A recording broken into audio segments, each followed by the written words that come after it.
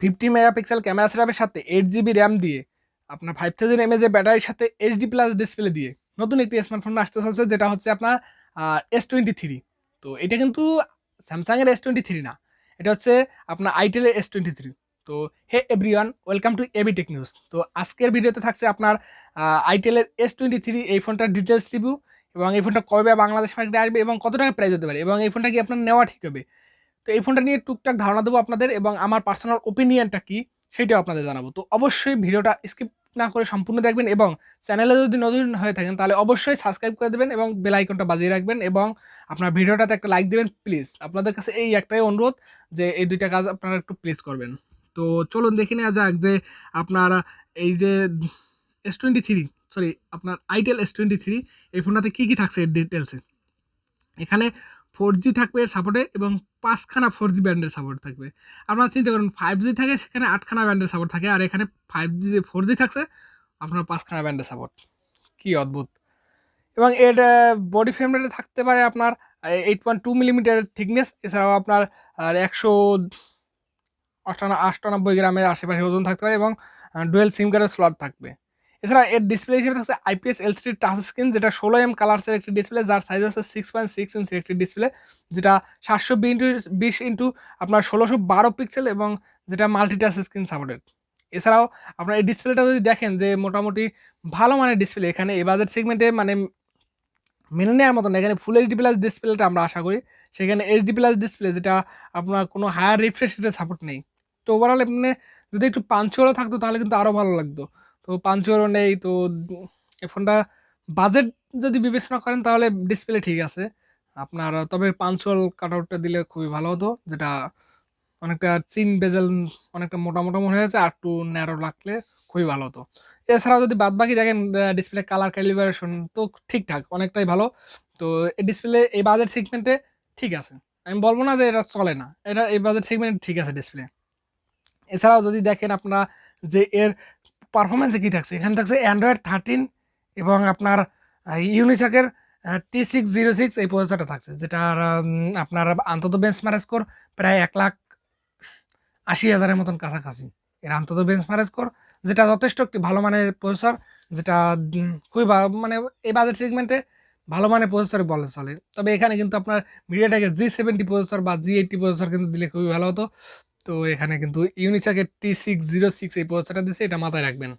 তো ইউনিসকের প্রসেসর, যেটা আপনার 12 ন্যানোমিটার আর্কিটেকচার উপর বিল্ড করা, এবং যদি আপনারা দেখেন যে এই বাজেট সেগমেন্টে আপনারা গেম করবেন, মানে গেম খেলবেন, গেমিংয়ের জন্য এই ফোনটা নেবেন, তো পাবজির জন্য এই ফোনটা ঠিক হবে না, ফ্রি ফায়ারের জন্য এই ফোনটা ঠিক হবে, কারণ এখানে হায়ার রিফ্রেশ রেটের সাপোর্ট নেই। ওভারঅল যে র্যাম আর যে প্রসেসর আছে সেই প্রসেসরে কিন্তু আপনারা এখানে ফ্রি ফায়ার গেমটা অনায়াসে চালিয়ে নিতে পারবেন। তো বড় হাই গ্রাফিক্সের গেমগুলো এখানে রান করতে গেলে ফোনের হার্ডওয়্যার সেকশনের প্রবলেম হতে পারে, এটা আপনাদের বিষয়, আপনারা কী করবেন। এছাড়াও যদি দেখেন এখানে 8 জিবি এবং 128 জিবি রোম ভেরিয়েন্টের সাপোর্ট থাকছে, এছাড়াও মাইক্রোএসডি কার্ডের সাপোর্ট থাকছে আপনার 128 জিবি। এখানে কিন্তু 256 জিবি বা 512 জিবি সাপোর্ট পাওয়া যেতে পারতো, তো সেইখানে কিন্তু 128 জিবি, যেখানে 128 জিবি আপনার ইন্টারনাল স্টোরেজ আছে, তো সেখানে 128 জিবি আপনার মেমোরি কার্ডের সাপোর্ট, এটা কেমন। তো 8 জিবি 128 জিবি কিন্তু ভালো একটা স্টোরেজ ভেরিয়েন্ট, যেটা যথেষ্ট ভালো মানের। এখানে এই সেট আপটা আমার খুব ভালো লাগেছে, তবে এখানে থাকছে না কোনো ধরনের আপনার যেটা থাকছে আপনার ইএফএস 2.1-এর স্টোরেজ টাইপ, এরকম থাকছে না, কিন্তু এখানে থাকছে আপনার ইএমসি 5.1-এর স্টোরেজ টাইপ। এছাড়াও 8 জিবি র্যাম, যেটা LPDDR4X। এছাড়াও আপনার এর র্যাম ক্যাটাগরি যথেষ্ট ভালো মানের। এর এই বাজেট সেগমেন্টে এই ফোনটা অনেকটা পাওয়ারফুল হতে চলছে, কারণ আপনারা অন্তত বেঞ্চমার্ক করে দেখেছেন, এবং আপনারা কিন্তু এখানে 8 জিবি র্যাম পেয়ে যাবেন, তো সেখানে কিন্তু ভালো কিছু হতে চলেছে। এছাড়াও আপনার যেটা এর ক্যামেরা মেইন হাইলাইটেড পয়েন্ট, এখানে 50 মেগাপিক্সেলের মেইন সেন্সর এবং 2 মেগাপিক্সেলের একটি ডেপথ সেন্সর। এই ডেপথ সেন্সরটা বাদ রেখে যদি দেখা যায় যে 50 মেগাপিক্সেলের মেইন সেন্সর, এই সেন্সরটা এই বাজেট সেগমেন্টে আর পাঁচটা 50 মেগাপিক্সেল বা 12 মেগাপিক্সেল যে ক্যামেরাই থাকুক না কেন এই বাজেট সেগমেন্টে, তো সেই ক্যামেরা সেট আপকে হুবহু বিট করতে পারছিল, কারণ এখানে আইটেলের ক্যামেরা কোথাও গিয়ে আর্টিফিশিয়াল ইন্টেলিজেন্স দ্বারা একটু আপনার সফট করে ফেলে, তো দেখতে বেশ ভালো মানে লাগে, আই ক্যাচিং ফটো হয়। এছাড়াও যদি দেখেন যে একটু মানে বিউটি মুড সবসময় থাকে এতে, ভিভো অপ্পোর মতন এরকম টাইপের। তো এখানে ক্যামেরা সেট আপটা 50 মেগাপিক্সেলের, ঠিকঠাক, এখানে মানে আর 5টা ফোনকে হুবহু বিট করতে পারবে কোনো ধরনের কোনো ছাড়া, কম্পিটিশন ছাড়া। এছাড়াও আপনার 8 মেগাপিক্সেলের একটি সেলফি ক্যামেরা। তো এই বাজেট সেগমেন্টে 8 মেগাপিক্সেলের সেলফি ক্যামেরা মানিয়ে নেওয়ার মতন, বেশ মানিয়ে নেওয়ার মতন। তো কোনো ধরনের কোনো কমপ্লেন নেই, 8 মেগাপিক্সেলের সেলফি ক্যামেরা ঠিক আছে এই বাজেট সেগমেন্টে।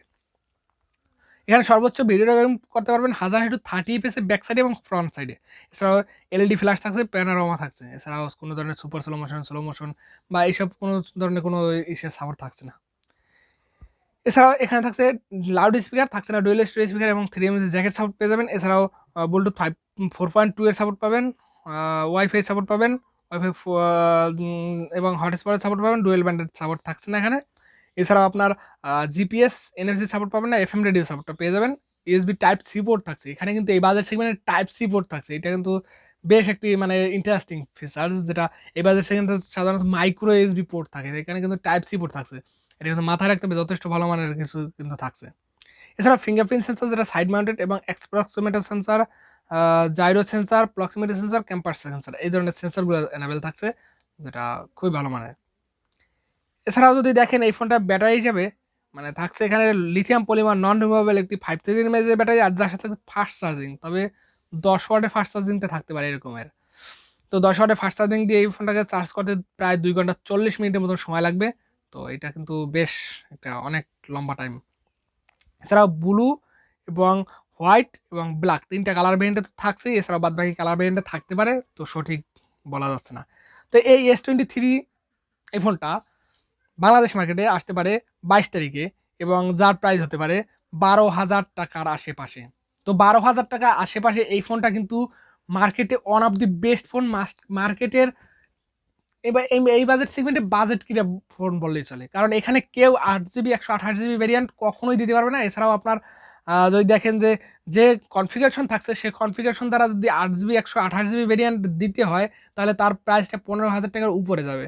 তো সেইখানে কিন্তু 15,000 টাকা বাজেট সেগমেন্টের ভিতরে পাচ্ছেন এই ফোনটা। তো আইটেলের তরফ থেকে, আইটেলের সফটওয়্যার অ্যালগোরিদম যেমনই হোক না কেন, তো আপনার কিন্তু যদি র্যাম বেশি চান এবং মোটামুটি ভালো ক্যামেরা সেটআপ চান এবং একটি ভালো লুকিং এর স্মার্টফোন চান, তাহলে আপনাদের এইটা ফোনটা হতে পারে। এবং এর লুকিংটা প্রায় আপনার OnePlus 11 বা 11R এই টাইপের লুকিংটা দেওয়া হয়েছে, যেটা যথেষ্ট ভালো মানের এবং আই কেসিং লুকিং, যেটা দেখলে সবারই কম বেশি পছন্দ হবে। তো এর লুকিংটা যথেষ্ট ভালো মানের। আমার পার্সোনালি ব্যাক সাইডের লুকিংটা ভালো লেগেছে, এবং ফ্রন্ট সাইডের লুকিং তো আপনারা জানেন যে সেম ক্যাটাগরির নচ ডিসপ্লের ফোন, তো সেই রকমেরই। তো ওভারঅল কিন্তু ভালো আপনার ক্যামেরা সেটআপ, ভালো কনফিগারেশনের একটি ফোন কিন্তু এটা আপনাদের জন্য। তো নো ডাউট আপনারা যদি 12,000 টাকা বাজেট সেগমেন্টে এই ফোনটা পেয়ে যান, অনায়াসে আপনারা পারচেস করতে পারেন, বাজেট ক্লিয়ার, আমি বলছি গ্যারান্টি সহকারে। তো আজকে ভিডিওটা কেমন লাগলো অবশ্যই কমেন্ট করে জানাবেন, এবং নেক্সটে কোন ফোনের রিভিউ দেখতে চান এবং কী নিয়ে ভিডিও দেখতে চান সেটা অবশ্যই কমেন্ট করে জানিয়ে যাবেন।